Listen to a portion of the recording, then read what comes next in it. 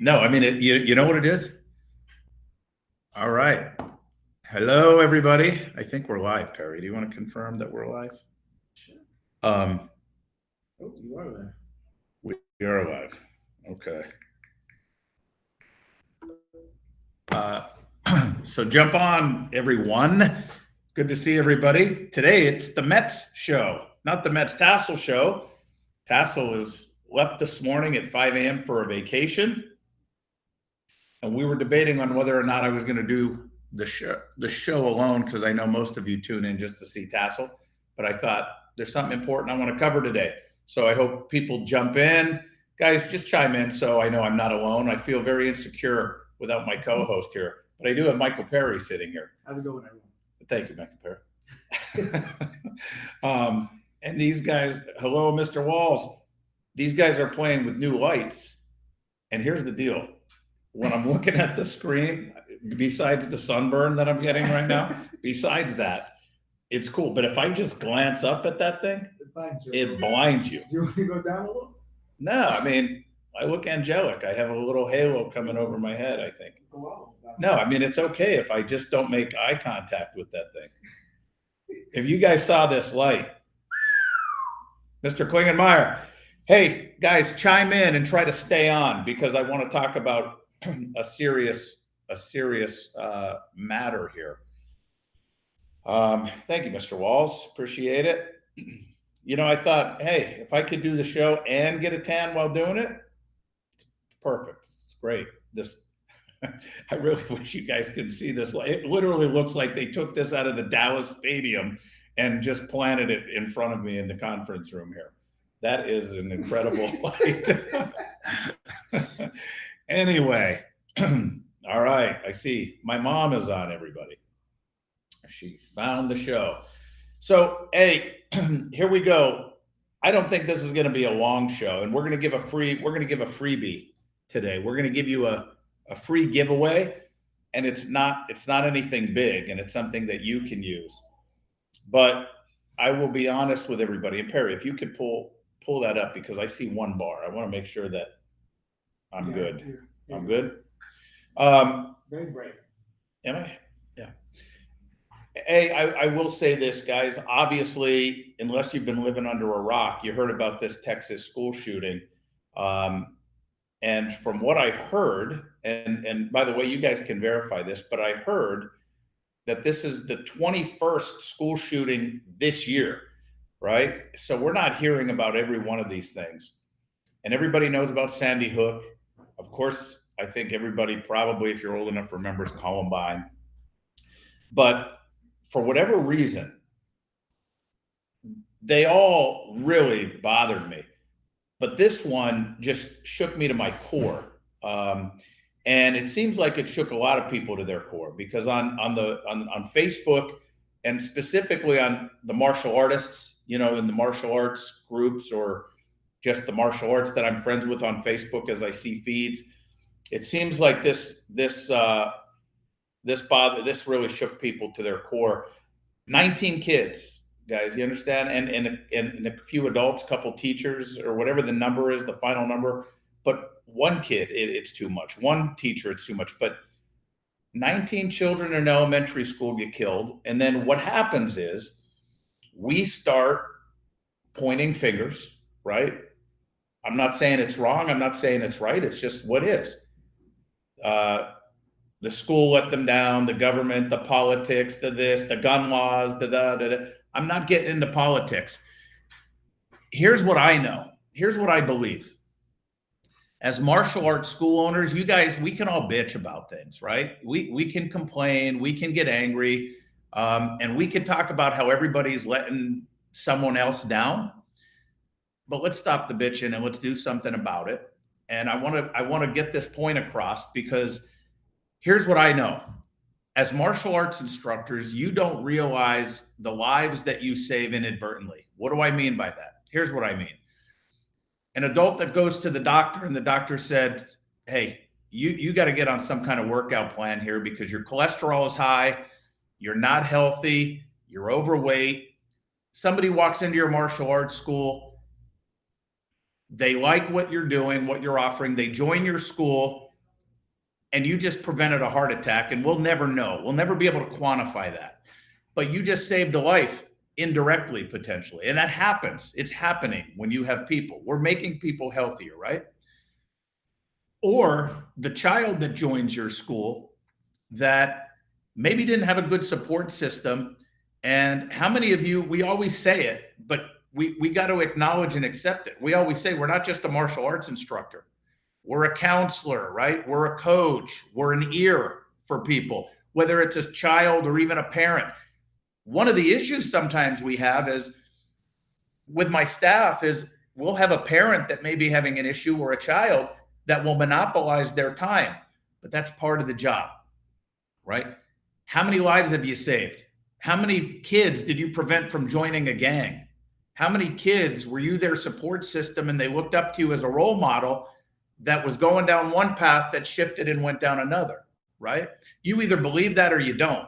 I personally believe that and know that that's true, that we do that stuff all the time. Shane and I come on this thing and we talk about how you can scale your business, how we can grow. And a lot of times we talk about how you can get into the school system. And then here's what I hear a lot of. We can't get into our school systems. They don't allow people to come into our school systems. It's too hard.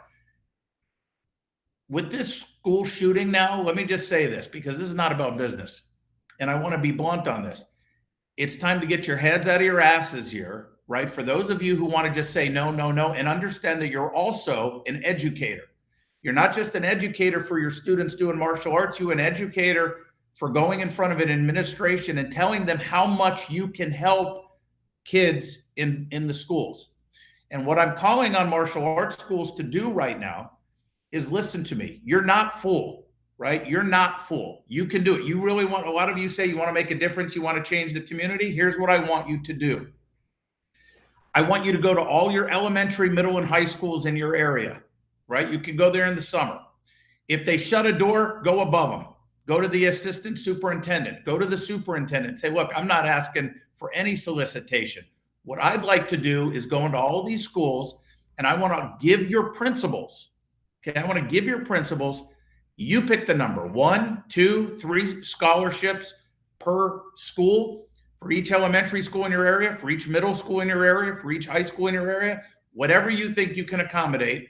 And I want the principal to decide which child in this school that is troubled or would benefit from my program. I want to offer them 12 months of free martial arts. They can come to our school at no cost. Now, with that, you guys can stipulate the rules for that. For example, you may say, if they get a scholarship, they need to attend class at least 2 days a week. We're not going to give a scholarship where they come in once, I don't see them for a month and a half, then they come in, I don't see them for a few weeks, then they come in. You can stipulate your guidelines, but you want to make a difference, make a difference. Don't worry about trying to sell your trials, your summer trials. Don't go to the schools saying, hey, can you hand flyers out? You go into the school and you have something like this, right?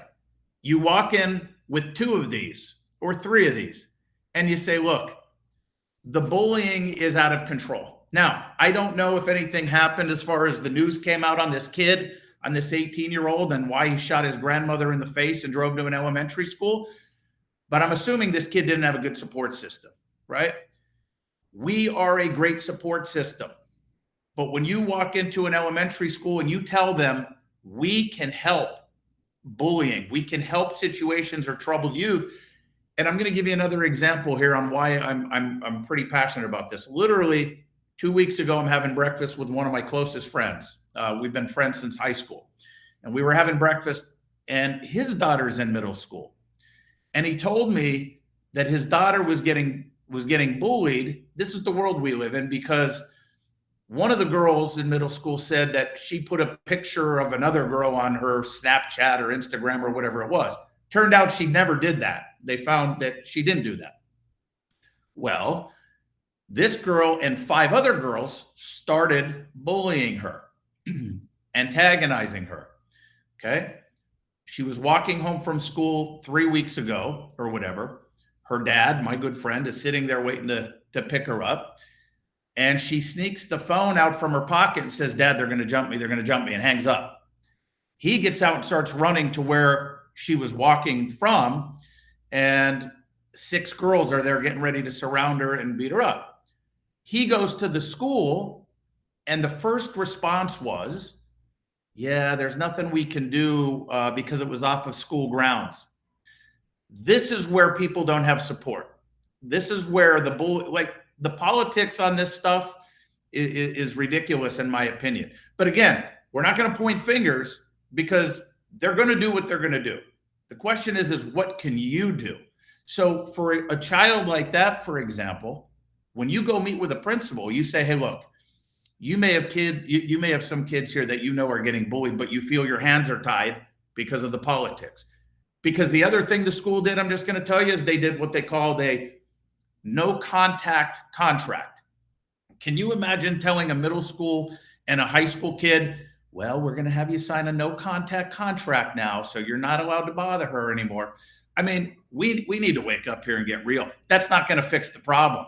By the way, it didn't fix the problem, because then he kept her out of school for a week to see if things would die down a little bit. And thank goodness that school ended yesterday and we're done for the summer.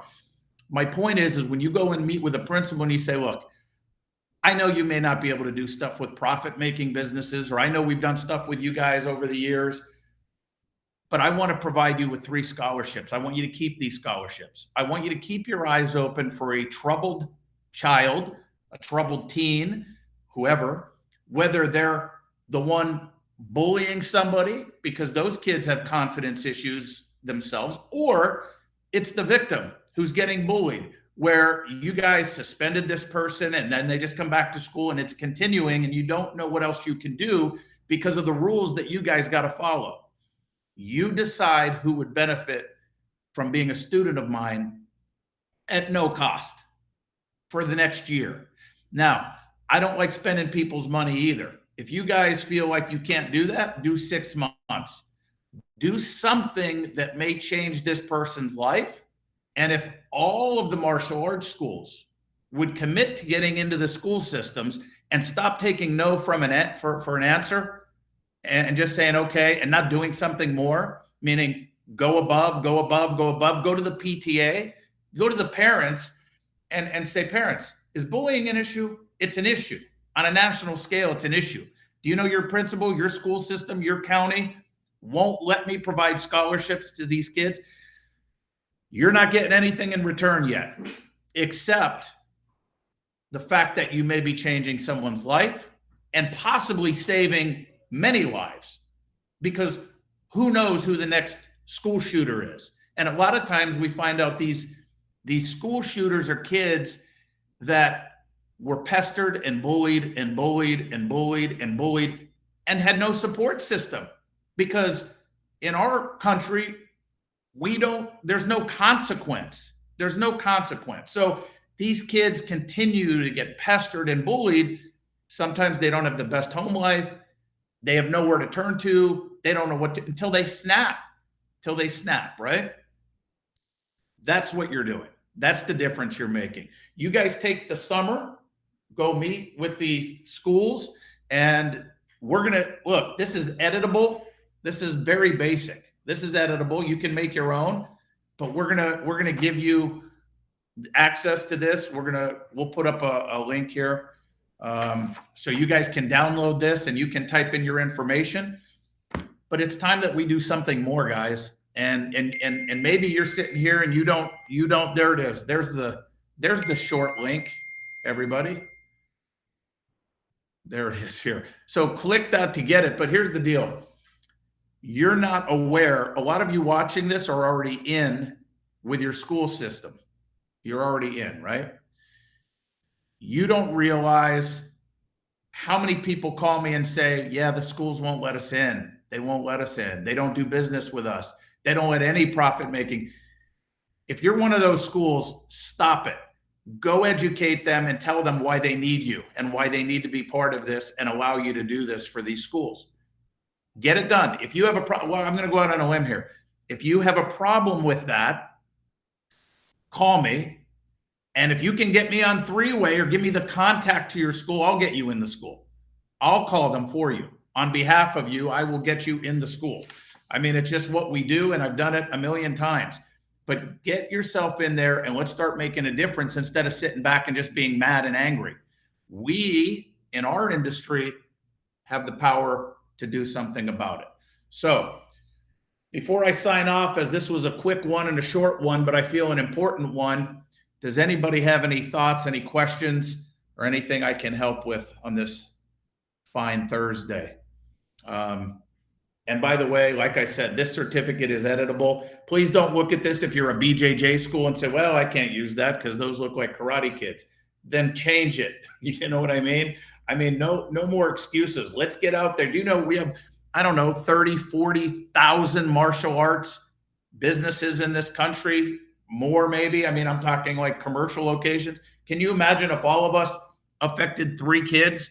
If we can get to 150, 200,000 kids every single year, I mean, it would be an impact, guys. And we will never know how many lives we're saving, right? We'll never know.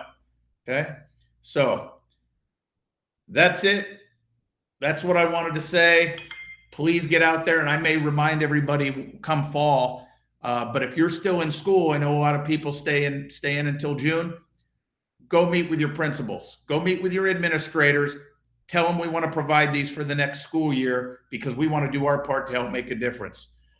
There you go. And how about the school psychologist? Here's the deal.